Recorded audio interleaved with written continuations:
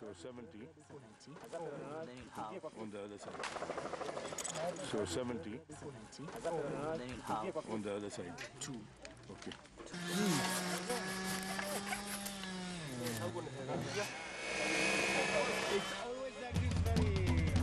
This was a bit of a fighter. But you expect anything with a black rhino, you expect everything, anything.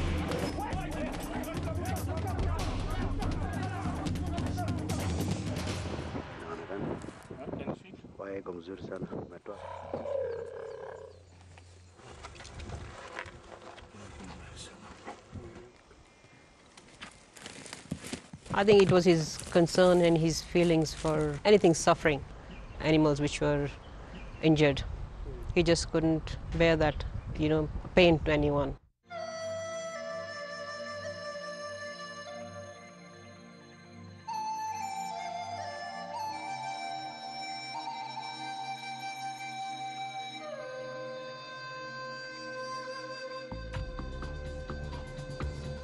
Basically, one of the main problems you see is that people trying to trap animals or trying to kill them for food. So a lot of times we come across animals which have either snares on them or spears or arrows. That is a man-made problem.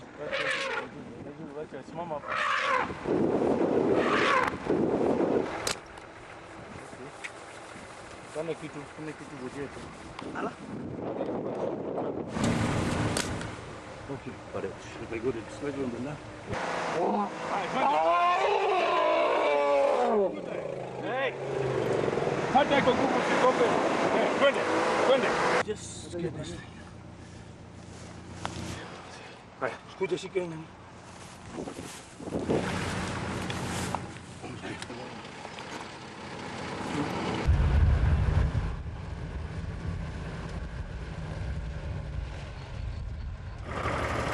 What it looks like, it has a foot injury, which has developed into an abscess.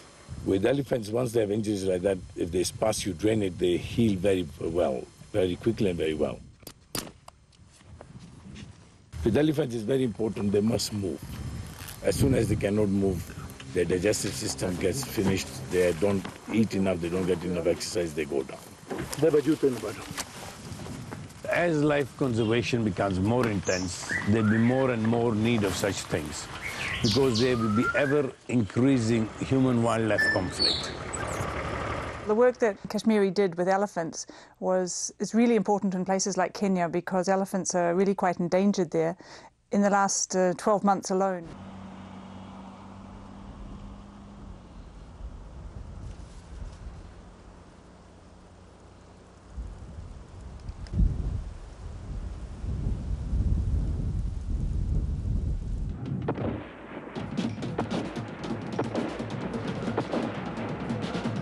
Elephants, especially when times are hard and when there's drought, they'll come into people's homesteads, they'll attack their vegetable gardens and their farms, and in the course of one night, an elephant can wipe out the entire crop that a family depends on for the next 6 months. And so this puts a real conflict between humans and elephants. This is quite an interesting case of a very nice and big bull elephant, which might have strayed into people's farms, and as a result, he was speared by a Maasai spear on the head. You can see the spear, it's at least gone 8 inches into the head, and then, of course, the elephant must have been trying to remove the spear, and in the process, he has bent the spear. Fortunately, in that part of the head is basically sinuses. So it is not causing damage to any vital organs, but of course, it is causing a lot of irritation and stress to the animal and pain. And if it is not treated, it will get infected and you can get a very severe sinusitis.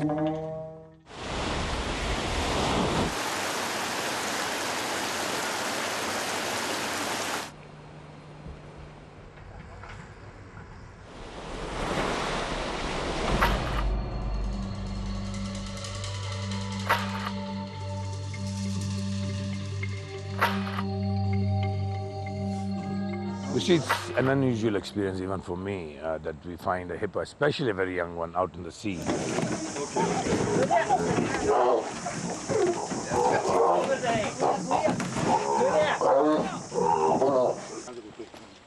As we let it go, he just walked away.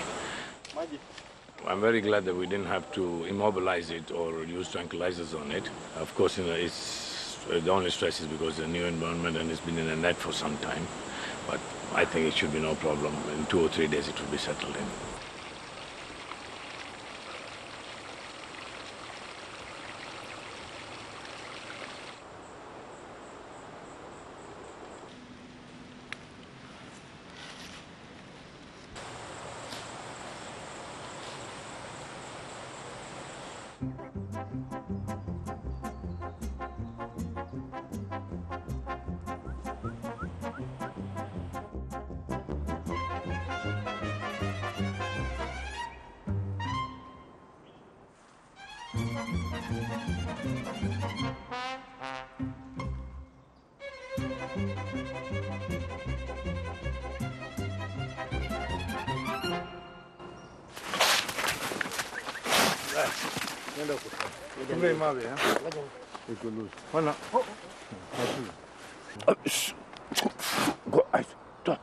No, no, that's enough. It's enough. The reaction from Owen has been tremendous. He's very, very protective of Zay. It's quite a miracle, really. That's the only way you can explain it. Because if you try to connect them as species, you cannot find a connection. And obviously, it's just pure, genuine love for each other.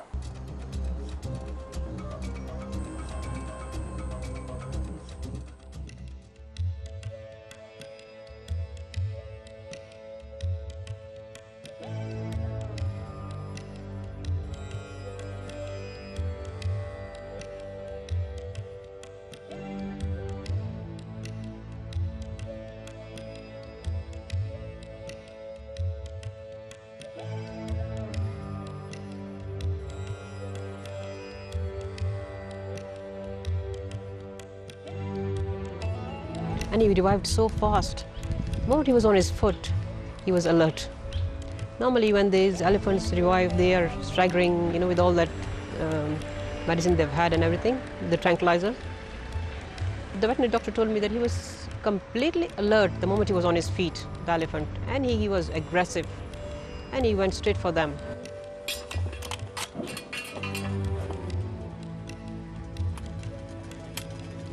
I cannot thank my Allah for giving me the privilege of being a sister to such a great human.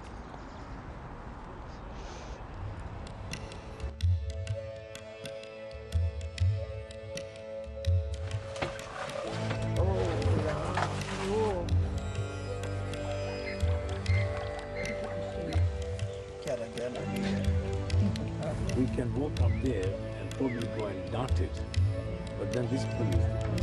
And those are all coming this way. So, this is a unique experience for people who are not exposed to this kind of work. Okay. What I've learned, I do it because I love the animals, and I hope I can impart this knowledge to somebody else so they can learn from my experience and treat the animals in the same way.